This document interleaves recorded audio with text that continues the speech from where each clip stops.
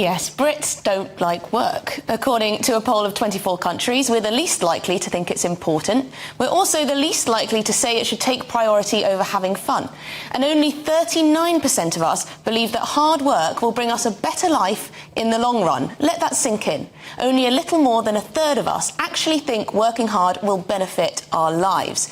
If you have that attitude, if you're thinking grafting isn't going to make the slightest bit of difference to your life, why would you even bother trying to get on? Let's face it, a lot of Brits would rather have their feet up with a cup of tea or a pint of beer than bother trying to crack on. But why? Are we all just lazy, work-shy losers who care far too much about the life part of the work-life balance and hope somehow things will work out in the end? I reckon there's certainly some truth to that, but perhaps it's a tad simplistic. Hear me out. Could the indifference towards work actually be a rational decision? For a lot of people, work simply doesn't pay, or at least not enough to make working hard worth it. You work your 9 to 5, you get to the end of the month, the tax man has slashed your payslip in half, and you think to yourself, what's the point in doing any more than the bare minimum? Perhaps you're a graduate who now faces the equivalent of a 55% marginal tax rate, and you don't have a hope in hell of getting on the property ladder anyway. And even those lucky enough to be on £100,000 a year, why bother putting your nose to the grindstone, taking on more hours trying to get a promotion when you'll see only about 40% of whatever extra you take home? And on top of all that, you're bloody fed up at seeing our taxes squandered by incompetent politicians. It all feeds into a feeling of what's the point? I'm not sure a kick up the bum is going to solve this conundrum. So there you go. I think that was a nice balanced perspective from me. So who should I go to? Lynn May, what do you think? Now, I've seen a few tweets of yours here and there that suggest you might think that there are some work-shy Brits about.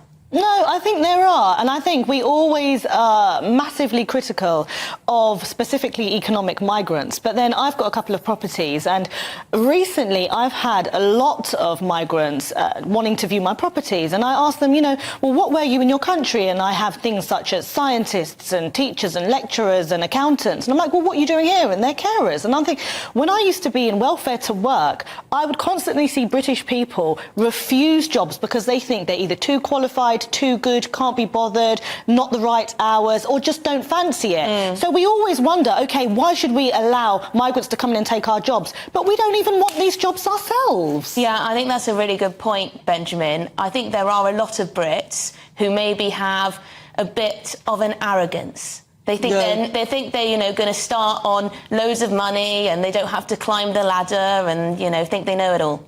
No, I don't think that's fair. I mean, for a start, Brits work some of the longest hours of any Western economy, and we're one of the least... I'm not sure that's true anymore, that's true. And we're also one of the least efficient in Europe. So the hours we work and the productivity that comes out of it do not correlate very closely. So just a bit rubbish, then? Well, it suggests a lot of people at work are not doing that much, right? And that's a broader problem. I think you're absolutely right to say that the reward for work does not make sense. If you look at the cost of housing, particularly in big cities in the southeast, then it's very difficult to get on that housing ladder for lots of salaries at the moment. And you can see why that puts people off pursuing work in the same way. Yeah, but work is not just about monetary gain. It's about well-being. It's about feeling fulfilled. It's about making your mark in the world, to get up in the morning and say, I'm adding to this. I'm being successful within my role. And I think if we just look at money, we're never going to be satisfied. I mean, let me just say something, which is, I agree with you. First of all, it's slightly easy to say if you've managed to get the security of owning a few properties to feel like that, right? You have the advantage of... Because I've worked my butt off. Multiple jobs. Fine. How many jobs have you had? I've had I have several jobs right now. Amazing. I work for so GB why can't more News, people do that? newspaper, I do lots of things. Well, exactly, right? Benjamin. You are a shining example of someone who will get up early in the morning, whatever day, weekend, whenever, stay up late to do, I'm full of a cold today. Whatever you need. And you're still here. But I was just going to say, actually, to agree with Lynn, that when I was 16, and I was raised by my grandparents, and they were very clear, even though maybe they had the finances to pay for whatever was needed, they were not going to give me the money. You go out, you get a job, and you pay for yourself. And I got a job in a call centre at 16, and it built my confidence and socialised me in a way that has changed the rest of my life. And that's why I think it's so important you go out and get a job. Did you manage to sell anything? I was number one. I worked in 2 call centres. I was number 1 telesales of all time. Gift of the gab. Gift of the gab. That was probably a great experience for journalism. Absolutely. Gift of the gab. Albie, what do you think? Are we work shy? Well, I think what's really interesting about this survey is I think they surveyed a number of different countries in Europe. And actually, I think we can probably argue that on taxation and a lot of other economic situations going on at the moment, most of the European countries are quite similar. Yet Brits seem to be the ones that don't think work is going to pay off in the end. So why is that? With equivalent economies like France, Germany, they seem to think working does pay, even though there's similar or high levels of taxation.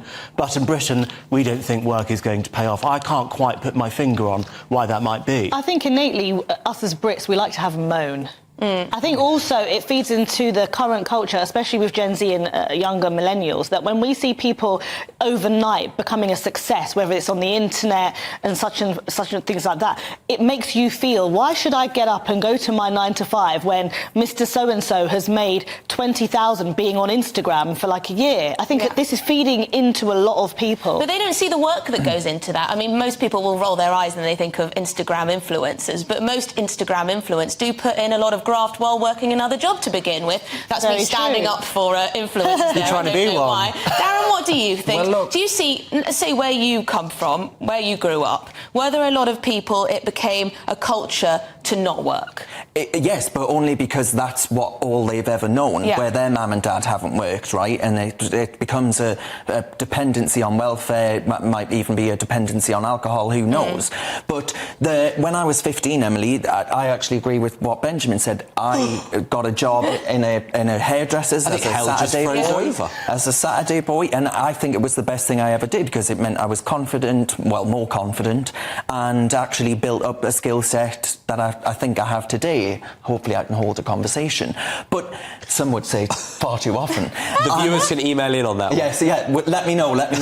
But I remember my granddad saying, you know, he was born in 1930, he's gone now, God rest him, but he used to say when he was a kid, he would cycle out and go look for work. Norman Tebbit said the same thing. Get on your bike. Get on your bike. Paper We've rounds. lost that generational, we've lost that spirit, that sort of idea of going out and doing it. So what I would say, Emily, is that we need to bring back national service. Now, it doesn't need to look like what it did in the past. You can go and do it first. I'd like to see that. Where they actually have to take up some form of work in a community, where they have to be around people I agree. and actually build up a skill I think that's so good. I mean, just looking at both of you, Benjamin and Darren, you said you did these call centre, hairdresser.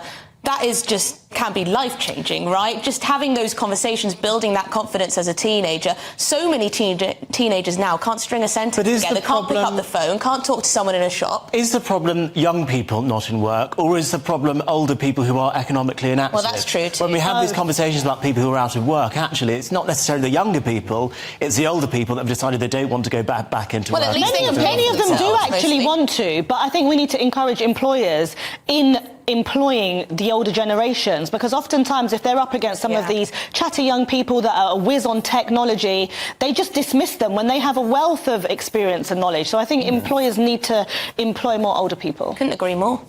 I think that's very true. There's so much ageism in recruitment. Yes, but do you actually think, though, that we're going to get anywhere on this, or do you think actually we're destined to be, you know, a nation of lazy? I don't know, because we're pumping young people with, I don't know if it's propaganda or just bad news constantly, that they're not going to be getting on. So many young people want to move countries because clearly they think that's the easy way out. It's not going to be greener elsewhere. You know, just crack on here, work hard, do well. It's that the reward for work is much greater in countries like Australia or Canada at the moment than it is in Britain. Well, I look forward think to the that's a Labour big Party problem. cutting our taxes.